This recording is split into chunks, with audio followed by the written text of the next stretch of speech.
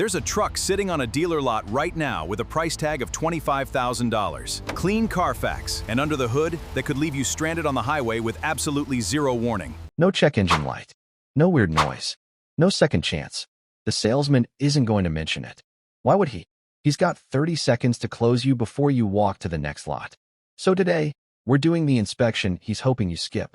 By the end of this video, you'll know exactly what's hiding inside these EcoBoost engines, which years to run from, the 5-minute check that could save you from the worst car buying mistake of your life, and the exact words to use that make a dishonest dealer back down. Let's start with the number that should scare you. Ford's EcoBoost lineup has been the subject of multiple federal investigations. Regulators opened a probe into hundreds of thousands of Ford and Lincoln models after multiple reports of catastrophic engine failure. We're talking Broncos, Explorers, F-150s, Edges, Lincoln Aviators, and Nautilus models, all of them sharing the same engine family. And the failure itself is the stuff of nightmares for anyone who just signed a loan. Federal investigators determined that intake valves were fracturing and causing a total loss of motive power in 2021 and 2022 Ford and Lincoln vehicles equipped with the 2.7 and 3.0-liter engines. Translation: a piece of metal inside your engine snaps off, falls into the cylinder, and meets your piston at several thousand RPM. When that happens, the broken valve can strike the piston directly, destroying the engine from the inside. Here's the part that should really make you sit up. This isn't some freak rarity. The investigation tied the failures to a manufacturing defect where a specific metal alloy used in the intake valves became brittle from overheating during production. That alloy had a name: silchromite, and it was running through engines built between May and October of 2021. Let's actually walk the timeline, because it matters. The first complaints started trickling in to federal regulators back in early 2022. Tied specifically to Bronco owners describing sudden engine failure with no warning whatsoever. By the middle of that year, regulators had opened a formal investigation. It expanded. More models got pulled in. More complaints piled up. And it took until August of 2024, over 2 years after the first complaint, before Ford actually issued the recall. 2 years where these trucks were still being sold, traded in, and resold, often without anyone in the chain fully understanding what was wrong with them. So if you're looking at a 2021 or 2022 Bronco, Explorer, F-150, Edge, Aviator, or Nautilus with the 2.7 or 3.0 EcoBoost, the build date matters more than the mileage. Ford eventually recalled over 90,000 vehicles built in that window, and the data showed something brutal. Nearly half of all the engine failures happened before the truck even hit 5,000 miles, with the vast majority failing before 20,000. Let that sink in. These weren't tired, old engines wearing out. These were fresh trucks, practically new, dying in their first year on the road. Now here's where it gets even messier. Ford didn't catch this overnight. The company had already disclosed hundreds of customer complaints, warranty claims, and engine replacements tied to this exact defect before regulators forced their hand. Dealers across the country have had years to learn about this. At which means when one of these trucks rolls onto a used lot, somebody already knows what's wrong with it, or what was wrong with it before a warranty engine swap, and that's the trap. A truck with a replaced engine isn't always disclosed the same way a frame-bent truck is. It can be repaired, certified, and sold to you with that part of the story conveniently left out. Think about that for a second. A truck can have a brand new engine under the hood right now and still get sold to you as a one-owner, no-accidents vehicle because a warranty engine swap doesn't show up the same way a collision does. Owners who lived through this weren't shy about describing it either. One owner described bringing in a 2017 Explorer for an oil change, only to be told there was gas mixed into the oil, a sign of deeper internal issues most people never think to ask about. Another owner described a truck needing a new engine and transmission at just under 80,000 miles, despite highway-only driving and religious fluid changes. A third described buying a remanufactured replacement engine after the original failed, only to have the replacement fail again a few thousand miles later. These aren't isolated horror stories from one bad week. They're the same pattern, repeated across forums, repeated across complaint databases, repeated across years. But the EcoBoost story doesn't stop with the V6. If you're shopping a smaller EcoBoost, the 1.0-liter three-cylinder that powered the Fiesta, Focus, and EcoSport. There's a different villain entirely. This engine ran its timing belt directly through hot engine oil, and as that belt degraded, it could shed material that clogged the oil pump and starved the engine of lubrication, leading to total seizure. Ford already recalled well over 100,000 of these.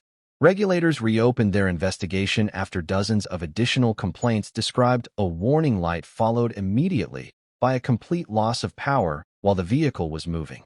If you're cross-shopping the bigger trucks, the F-150 and Expedition crowd running the 3.5 EcoBoost, the danger looks different, but the result is the same headache. 2 words you need burned into your brain: timing chain. The first-generation 3.5 EcoBoost used a single primary timing chain to keep the crankshaft and camshafts synchronized, and over time, where at the chain's pivot points causes it to stretch.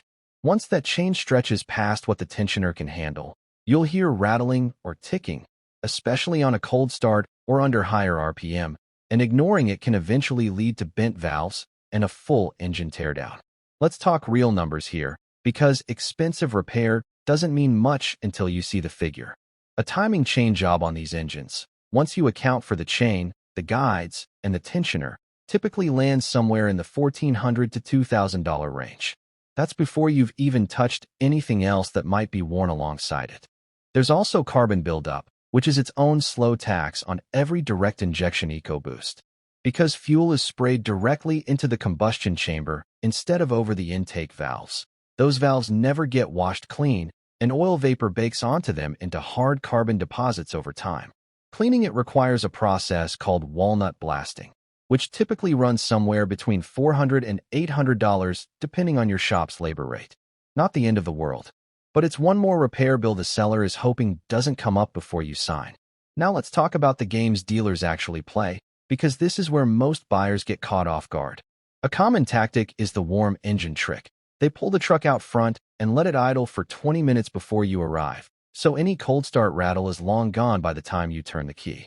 Another one is the vague paperwork shuffle, where the recall section of the Carfax gets glossed over verbally, with phrases like, "Yeah, there was something, but it's all good now," without ever showing you the actual service record proving it was completed. And the oldest trick in the book, bundling a fresh detail and a full tank of gas with a truck that's been sitting because nobody else wanted it.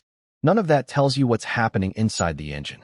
It only tells you what the dealer wants you to see. So how do you protect yourself when you're standing in front of one of these trucks? First, get the build date, not just the model year.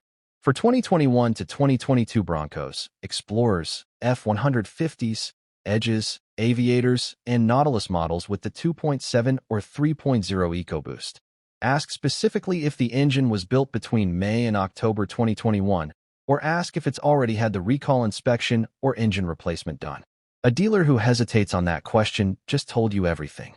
Second, cold start it yourself. Don't let them start it before you arrive. A stretch timing chain on a 3.5 EcoBoost announces itself with a rattle in the first few seconds, and that sound disappears once the oil pressure builds up. If they've already pulled it out of the garage and it's warm, you've lost your best diagnostic tool. Third, pull the Carfax and the recall history using the VIN, not just the sales sheet. Cross-check it against Ford's own recall lookup directly, not whatever printout the dealer hands you. If a truck shows an open, unresolved recall on the EcoBoost engine, that's not a deal breaker by itself, but it's a massive negotiating chip, and it tells you the previous owner may not have even known there was a problem. Fourth, for any direct injection EcoBoost over 60,000 miles, ask when the intake valves were last cleaned. If the answer is never heard of that, budget for it. It's not optional maintenance. It's preventative surgery this engine needs that a traditional fuel-injected V8 simply doesn't. And fifth, don't be afraid to walk away mid-test drive and have it looked at by an independent mechanic before you commit. A real seller with nothing to hide will let you do this without flinching. A seller who suddenly gets cagey about a pre-purchase inspection is telling you something, even if they never say a word out loud. Here's a script you can actually use at the dealership, word for word if you need to. Walk up and say this. Before we go any further, can you pull up this VIN's recall history and show me whether the engine recall was completed, and if so, when? That single sentence does two things at once. It tells the dealer you've done your homework, and it forces them to either produce real documentation or start improvising. And improvising is exactly when people say things they shouldn't. One more thing worth clearing up, because there's a lot of bad advice floating around forums. No, an extended warranty Ford offered on some of these doesn't mean the truck is automatically safe. It just means repairs are covered if the engine fails again, not that the failure can't happen. And no, a clean-sounding engine on the lot doesn't mean the recall work was actually done. Plenty of these issues are silent until the moment they aren't. Here's the bottom line.